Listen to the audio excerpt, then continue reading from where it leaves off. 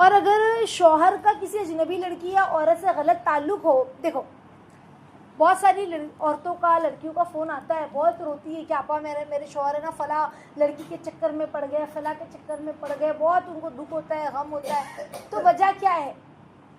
देखो वजह ये होती है ना, या तो बीवी शौहर को अच्छे से वक्त नहीं देती, या तो सलीके से बीवी तैयार नहीं रहती है, या तो बीवी खाना पकाना जो है ना वो अच्छे से प्रेजेंट नहीं करती है, या शौहर घर आए ना चिक चिक चिक चिक इतना रखती है कि शौहर का सर खा जाए। समझ रहे हैं? तो शौहर फिर सुकून कहाँ ढूंढेगा? बाहर ढूंढेगा। लेकिन बीवी अगर प्यार मोहब्बत के साथ रहे, दीन का भी ख्याल रखे, नमाज की पाबंद रहे, सलीकामंद रहे, साफ सफाई करे, रोज रोज की चिक चिक ना हो कि तुम्हारी अम्मा ने ये कह दिया, तुम्हारी बहन ने ये कह दिया, मुझे ये दुख रहा है, मुझे वो दुख रहा है, मुझे ये तकलीफ है, और जूड़ा बांध के पूरे घर में चल रही है, कपड़ा भी प्रॉपर नहीं पहना, खुशबू भी नहीं आती है बदन में से, तो फिर शौहर क्या करेगा? बाहर, समझ रहे हैं ना, कि वो बाहर दूसरी औरतों को की तरफ दिल लगाएगा। तो बीवी कैसी होनी चाहिए? मुस्कुराते चेहरे के साथ शौहर का इस्तकबाल करे, है ना, शौहर को बार बार ये एहसास दिलाए कि आप ना होती तो मेरा क्या होता। समझ रहे हैं? आप बहुत अच्छे शौहर हैं, आप बहुत अच्छे हम सफ़र हैं, अल्लाह आपको बहुत लंबी ज़िंदगी दे, आप बहुत अच्छे हैं। समझ रहे हैं ना? इस तरह से उनकी तारीफ़ करना, उनके लिए अच्छे खाने पेश करना, थक कर आए तो पैर दबाना, सर दबाना, ये एक अच्छी बीवी की अलामत है। समझ रहे? ये सारे औसाफ होने चाहिए। तो और क्या होता है, अब मामला कैसा होता है, एक कुछ औरतों का मामला ये होता है कि आजकल सोशल मीडिया का दौर है, मोबाइल का दौर है, तो शक करने लगती है। देखो चाहे शक शौहर करे या बीवी करे, शक जो है वो रिश्ते को दीमक की तरह खा जाता है। समझ रहे?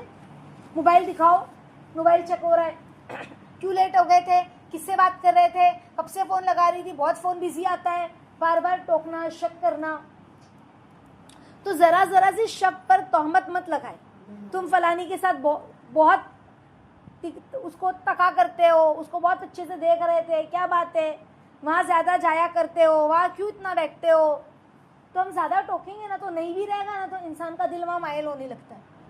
नहीं भी कुछ रहती है बात तो हमारे टोकने से इंसान का दिल फिर उस तरफ, क्योंकि उसके ख्वाबों ख्यालों में वो बातें नहीं थी, उसके ख्वाबों ख्यालों में नहीं थी, लेकिन हमने जब ये बात कही ना तो फिर उसका दिल उस चीज़ पर आने लगा, उस तरफ माइल होने लगा, उस तरफ झुकने लगा। तो हमें बार बार टोकना नहीं है, शक नहीं दिखाना है।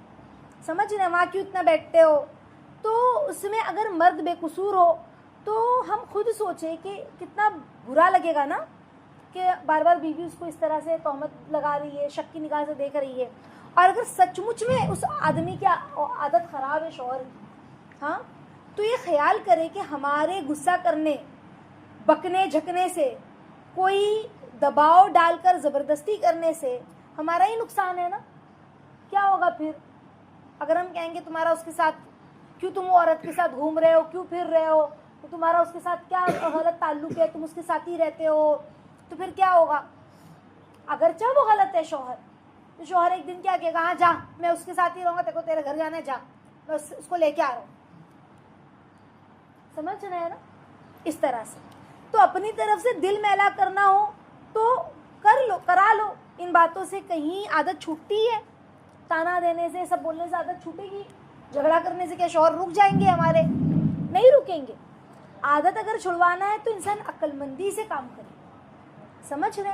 तन्हाई में चुपके चुपके से समझाओ, बुझाओ कि देखो अच्छे, जब शौहर अच्छे मूड में है, अच्छे मिजाज में है, समझ रहे, खा पी लिया, दिल लगी की बातें कर रहा है, तो उसे अच्छे से समझाए कि देखिए जो कर रहे हैं ना बहुत गलत है, ये हराम है। ऐसा नहीं रोए धोए और मेरा क्या होगा, मैं किधर जाऊंगी, मेरा आपके अलावा कौन है, ये वो, ये सब नहीं, बल्कि प्यार और मोहब्बत के साथ उसको समझाए। समझ रहे? क्या हराम काम है, अल्लाह बहुत नाराज़ होते हैं। क्या मैं आप मुझसे नाराज़ है? क्या मुझ में कुछ कमी है? अगर कुछ कमी है तो मैं कमी दूर करूँ, आप बताइए, मैं क्या करूँ? मैं अच्छा खाना नहीं बनाती हूँ, मैं अच्छे से रहती नहीं हूँ। समझ? मोहब्बत प्यार से। झगड़ा करके कोई मतलब है नहीं। जिस दिन से मियाँ को अल्लाह ने हिदायत दी उस दिन से बस बीवी के ग़ुलाम हो जाएंगे, उस दिन से बस बीवी के वो ग़ुलामी हो जाएंगे। और अगर समझाने और तन्हाई में गैरत दिलाने से भी आदत ना छूटे तो सब्र करके बैठे भी।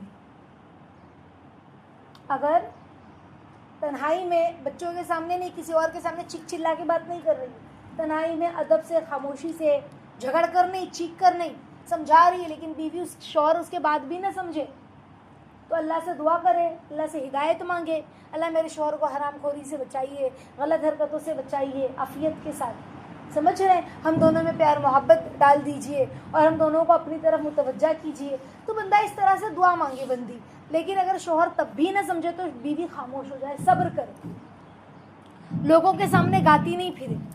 समझ रहे? इससे क्या होगा, शौहर के दिल से और उतर जाएगी बीवी कि मेरे बारे में सबको बताती है ये।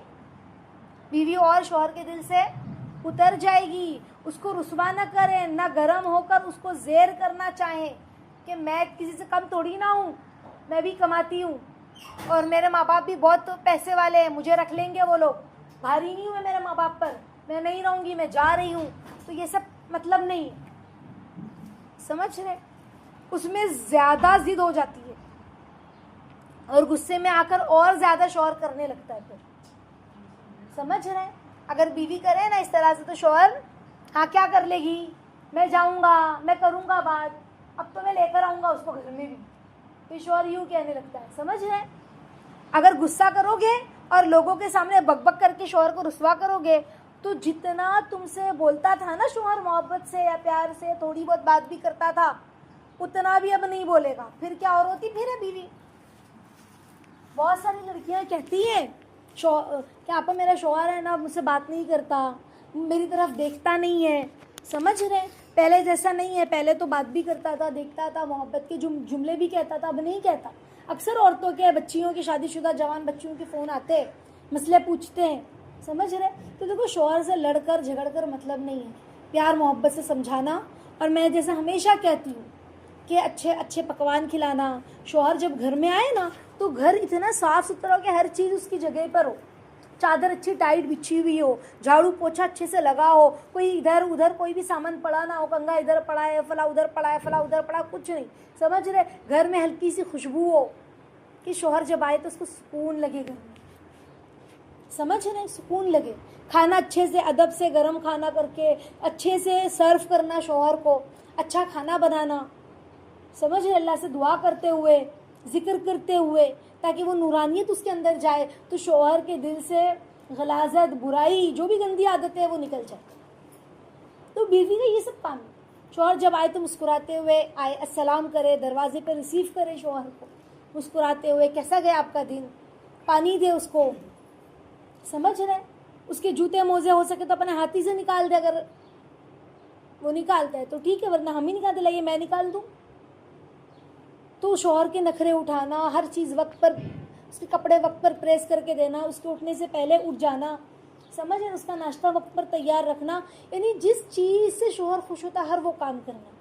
लेकिन शौहर को खुश करने के चक्कर में अपनी फ़र्ज़ नमाजें न छोड़ना, वरना फिर अल्लाह रूठ जाएंगे, और जब अल्लाह रूठ जाएंगे तो फिर शौहर नहीं मान सकता। फिर हम शौहर को कितना भी मना लें, बज़ाहिर लगेगा वो मान गया, फिर रूठ जाए।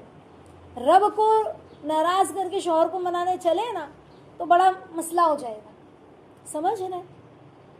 तो अल्लाह की तरफ दुआएं भी करें, मुतवज्जा भी रहें, शौहर के लिए भी दुआ करें।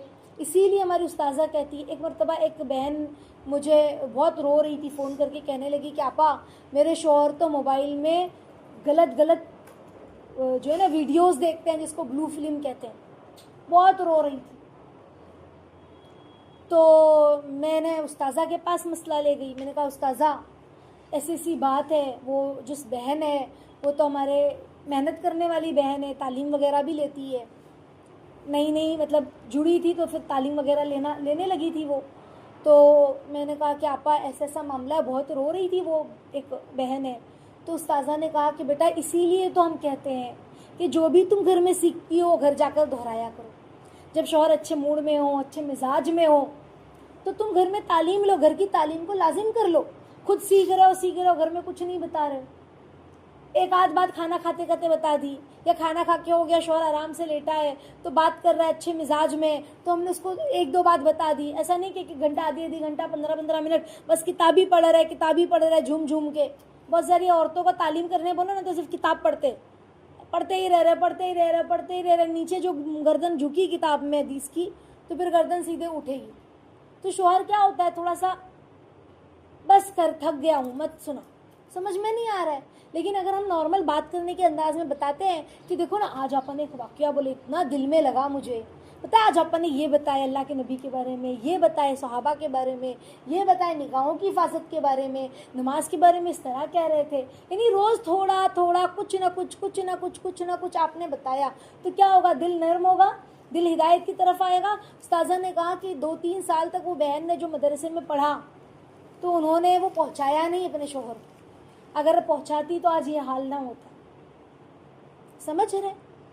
तो आज दौर ही वो है ना, वो सबके हाथों में मोबाइल है, इंसान गलत राह पर भटक जाता है।